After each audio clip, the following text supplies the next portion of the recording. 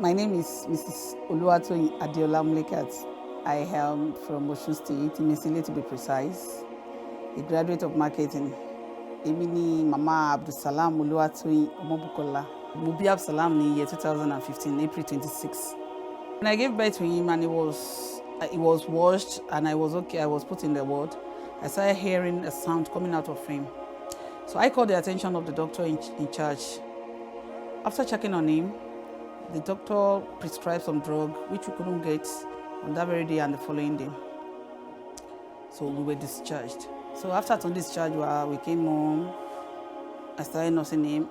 After having circumcision on the 9th day of his birth, I discovered that there is always swollen whenever he cries on his scrotum. So I took him to Lasut, Ikeja. I was told it's an hernia after carrying out some tests.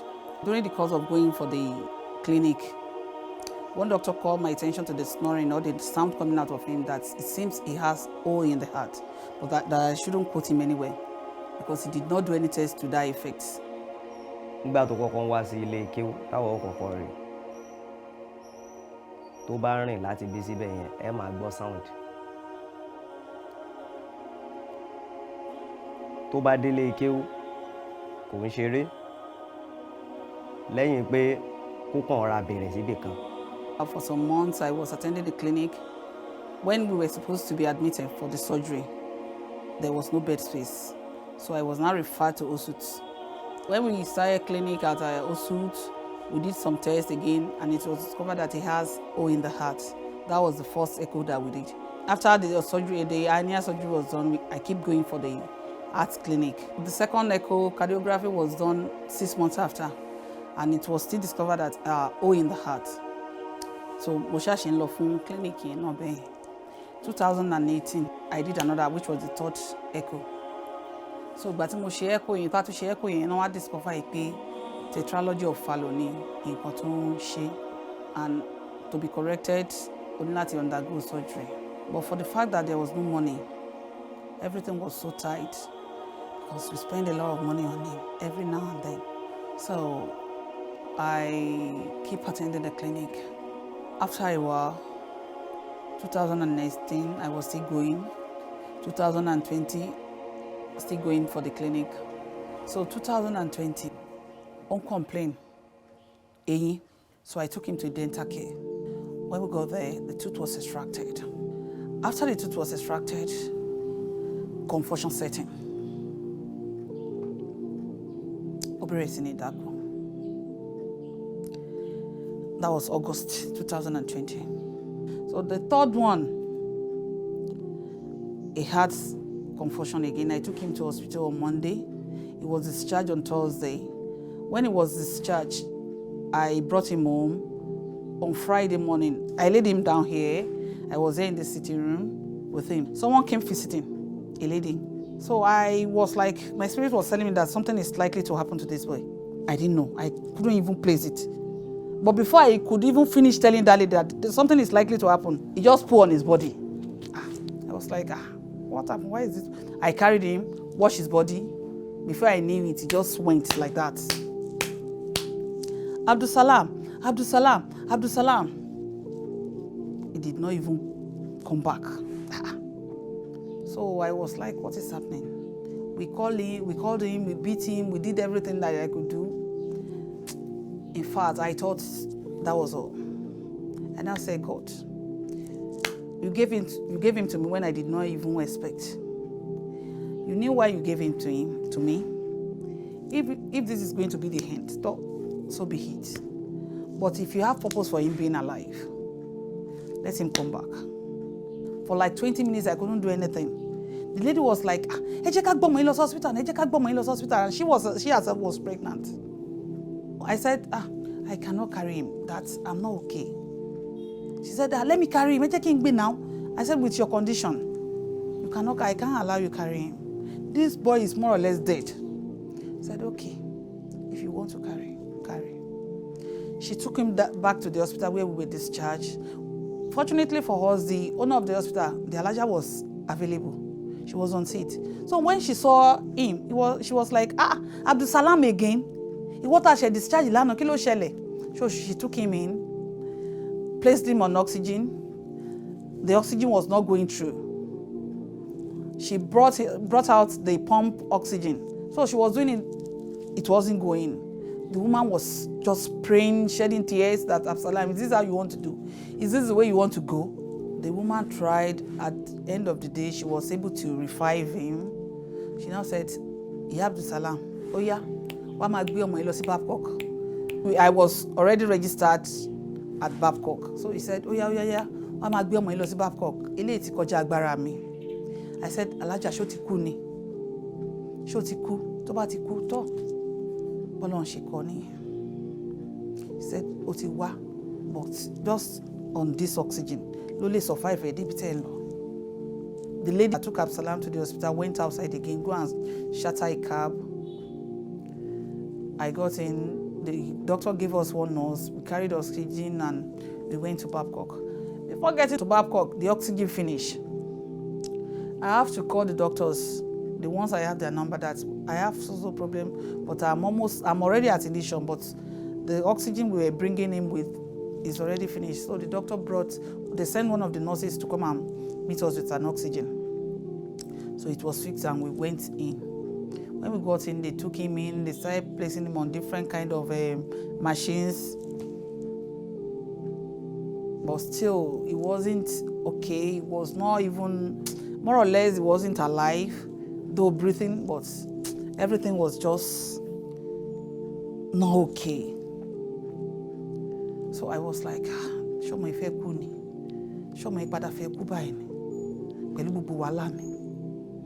God, you gave him to me, and you know why you did that.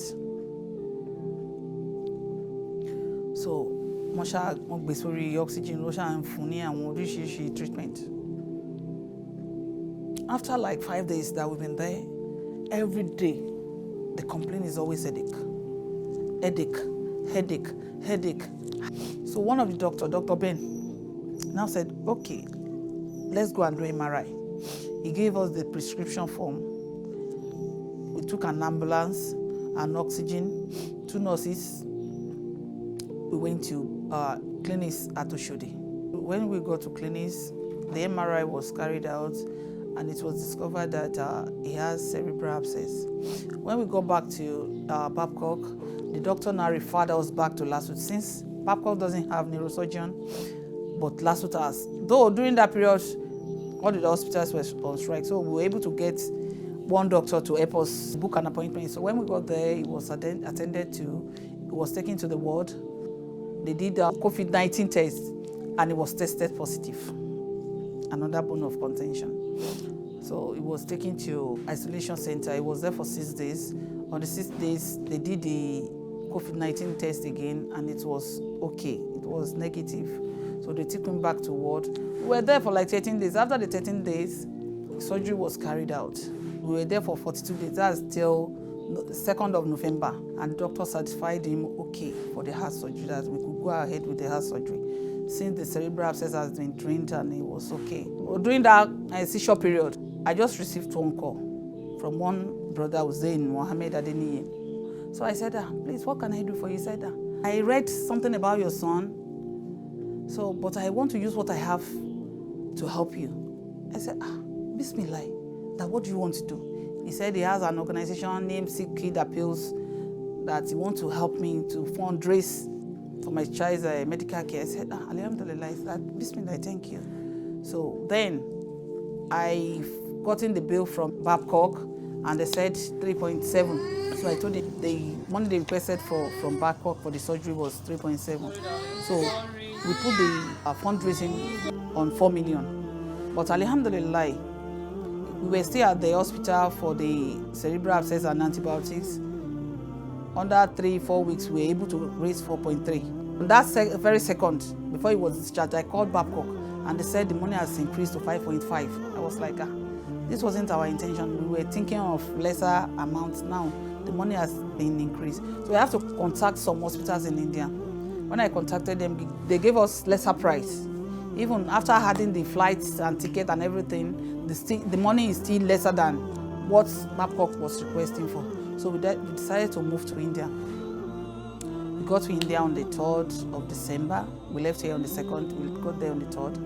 On that very day we got there, I went to the hospital and I was told it's going to carry out some tests as well. So we started the test all over again. After 5 days of being in India, it was discovered again that there has been abscess, meaning the second abscess.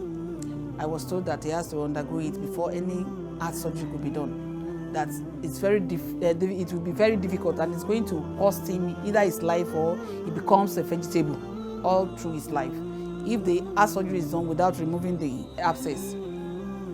So we did the cerebral abscess drainage for the second time. So after 2 weeks of being there on antibiotics, I told them I would be going back to my country. So I came back to Nigeria with all the antibiotics and I went to LASUTH Ikeja for the antibiotics taken. So we were there on admission for the injections. So when we finished the injections, I called them that the injection is over. They said I should go and do another CT scan. I did the CT scan at clinics again. And I sent the reports back to them and it was certified okay, but we have to wait for 6 months.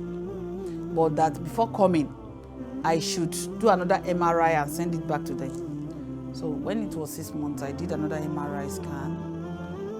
It was okay. I sent it to them. They told me to come. Before going, all the money we have on ground, I started, flights, eating, accommodation and the likes, and the antibiotics, because he has to be on 3 antibiotics daily. So I now call the attention of my brother Mohammed Hussein Adeniyi. I called his attention that this morning now is going down. And without doing the heart surgery, we've done nothing. So, and one of my younger sisters contacted someone who helped us to raise 1 million naira. So I told him that now we have 1 million naira on ground. So he said, okay, he will do something. And truly, to his word, he did something. With his help, we went back to India for the second time. When we got to India, I have to still do another MRI, repeat MRI. When we did it, another cerebral abscess again for the third time. I was like, what is happening? If this boy wants to die, let him die. Just, God, give him a peaceful death, let him die. This stress is becoming too much for a 5-year-old boy. I myself that is taking care of him have become the other side of myself. I wasn't okay, always crying, because I was feeling the pains that he himself was going through, because it was so traumatic. Everything was just too bad. So we went in for the admission, for the surgery admission. We did it. It was to be on antibiotics for another 42 days.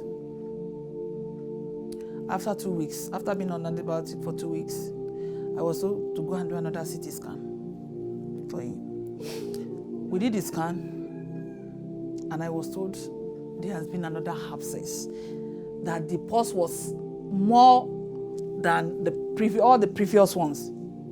That's the quantity of the pus on his head was even far more than these previous ones. And that without removing everything, without making that place clean, there's nothing they can do to the heart. For the 4th time again. I cried. I was rolling on the floor because I don't even know what to do. If we are to do the drainage again, all the money will be over. I called his attention again, browsing. I said, another wala. Cerebral abscess, me to come up. That what is happening, I don't know. I've been praying. I want all this to end. Let me even let me get myself.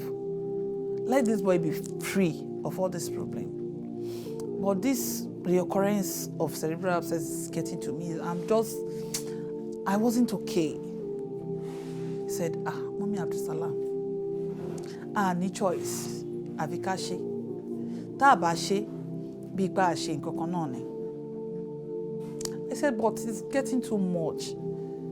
Ọmọ ọdún 5, ó ti ní mẹ́rin, ó ti ní mẹ́ta, ẹ̀kẹrin náà tó fẹ́ ṣe.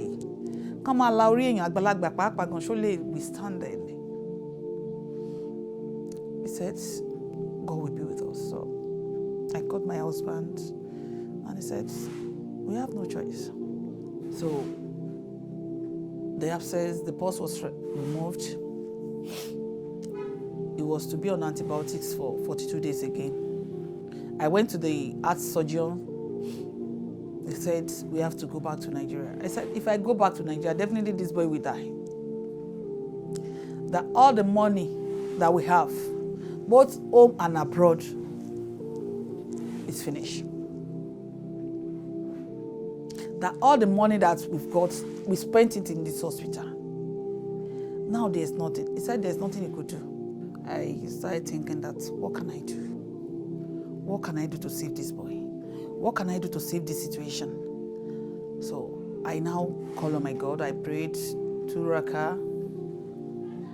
After praying, I told God, please direct me, lead me aright.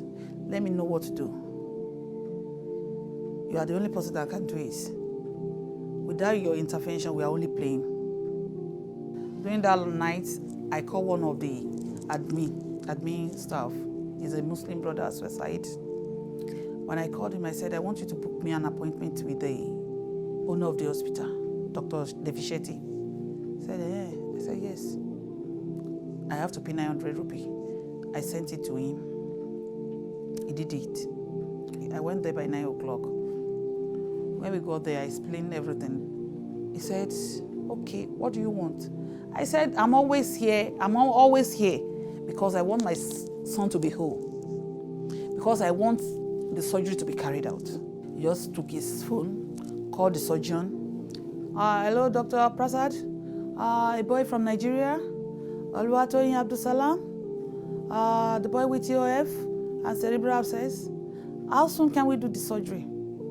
The man said, 2 months. I said, Alhamdulillah, first. He said, okay, thank you. Another thing, I said, finance. He said, okay, a surgery free of charge. I was like, oh, God. So you are still answering our prayer. It's only we that were not praying. So I was so happy. So the doctor said, the surgery should be done free of charge. That we only pay for some few things, admin and administration and others. So on the day of the surgery, the doctors came in the morning to shave him. I was told not to wear clothes for him. They brought in the clothes that he's going to wear to the surgery room. I wore it to him. Then I took him to them. They collected him from me. When the surgery was done, I was called that they should come and see him. When I got there, I saw him. He heard my voice, but he couldn't see. He was like, my mommy, I can hear your voice, but I cannot see you. I said, yes, you will see me. So I called the attention of one of the doctors that, please, for this boy to come alive on time, I need to play an Indian film for him. If he hear the sound, he's going to come out. You will see his eyes very clear. So he said, okay, but don't loud it. I said, no problem. So I now placed the phone beside his head. I was like, my mommy, VJ. I said, Alhamdulillah, this boy is alive already.